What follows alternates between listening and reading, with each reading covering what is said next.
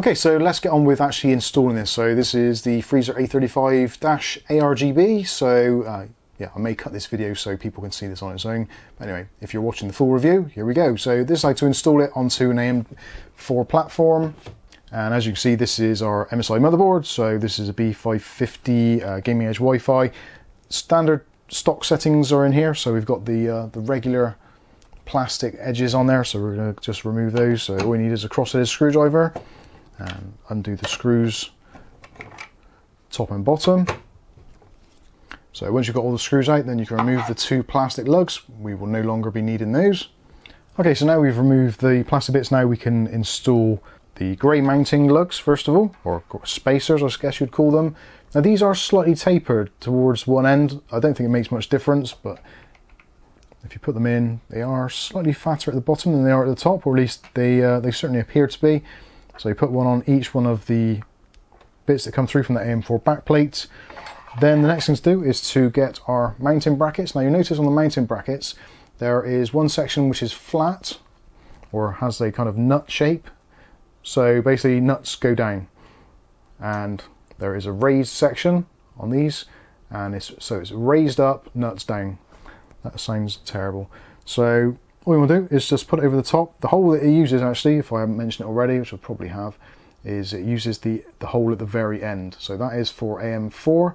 If you're using AM3 or AM2, then it's going to be some of the smaller ones down the end there. But I think most of you will probably be using AM4, so you want to use the one at the very end. So mount it in this kind of orientation. So you've got the mounting pillar just sticking slightly proud.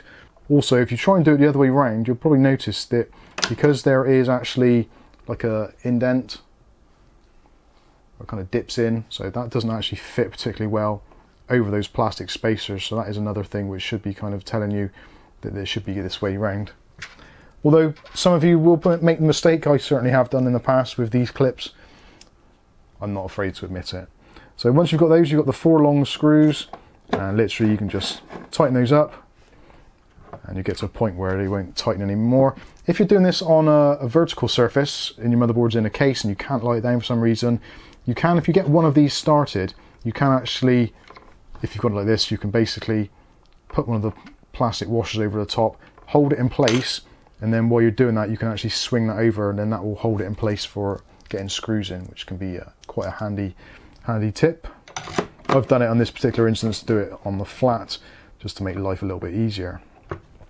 So once you've got both screws in, you can give them both a final little turn just to make sure they're nice and firmly attached, and then we can repeat the same process on the other side. And you should find once you've done this, you've got no bits left over. Oh, that one's a little bit wobbly. Put that back on there. So get it pretty much all the way tight. You can just swing that over the top. And get your screw in. And tighten up. So when it's done, just give it a final little cinch down, maybe a quarter of a turn or so, maybe a little bit more if you need it. So then you'll have your protrusions up and you're ready to install the cooler, although some thermal paste first would be nice. So let's get the cooler ready and then we'll apply some paste. So the next part is to actually get this bit ready. So all we need to do on the side, this plastic area here and this plastic area here are what actually holds it in place. So what you want to do is either get a nail or your screwdriver or something and just lever that open. There we go. So once that's taken off, just put the shroud down and this will leave you with the cooler. Now make sure you put it around the right way. This is the front, which is essentially pretty much flat, and the back is like this. So your airflow should be going through from front to rear. So airflow in and out. So depending on how you've got your case set up, if you've got your fans at the front here blowing air in the system, then you have it facing this way. If you've got just a fan on the back here, then you might want to turn this round the other way, but this is the side that should be receiving fresh, cool air. Next thing to do is remove the plastic film. Make sure you do this. So just peel the plastic film off to reveal the heat pipes. Rookie error, sometimes leaving it on. I've done it myself, but yeah, it is a pain. It won't actually damage it if you install it with the plastic, but it will reduce the ability to cool and you will see some slightly unusual temperatures. So yeah, make sure you take off the film. So we're going to apply some MX5. They do supply it in the kit, but I've got some anyway, which is open, so save opening a new one. And actually, I am going to be redoing this later anyway, because this is just a kind of test fit for the camera before I put it in my own system to do some testing later on. I thought this would be an easy way of doing it. So they do suggest using a plastic spreader and actually spread the paste out. Again, for this particular instance, I'm not going to bother because we just want to get on and get it mounted. So when you're installing the cooler, there is a flat side, which is this side, and there's also a side which has got the kind of angles. So the angles go towards the rear of the case, or the exhaust, and the front, the flat section, is for the air intake.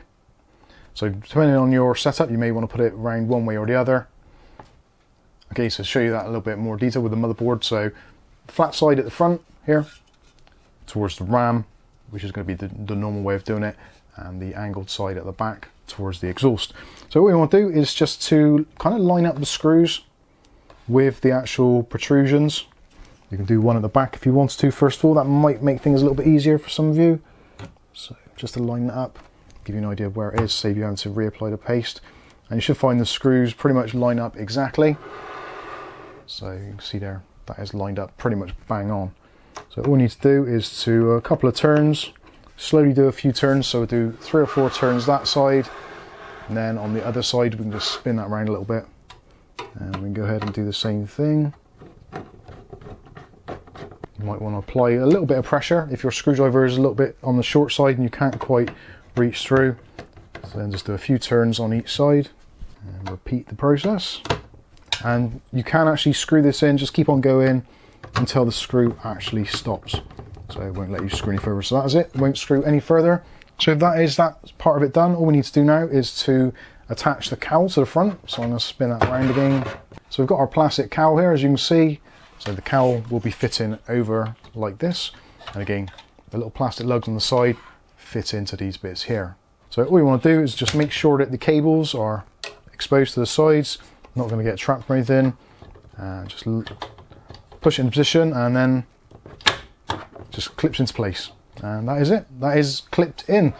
So now we can go ahead and plug in the addressable RGB. So the header on this board is a 3-pin at the top here. So just push that one onto there. And for the PWM connection, for the fan, and you can route this underneath if you wanted to.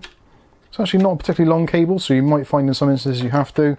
And plug that into your CPU fan header. And actually you'll see now that there is absolutely hundreds of room of clearance for the RAM there. So where the RAM is there, even if you've got particularly tall RAM, that isn't going to be a problem at all due to the offset of the cooler on the back here. So yeah, RAM clearance is absolutely phenomenal. I do like that a lot. So there we go, that is how to install the cooler on AM4 platform. I'm now going to take this all back off and put it into my rig for testing.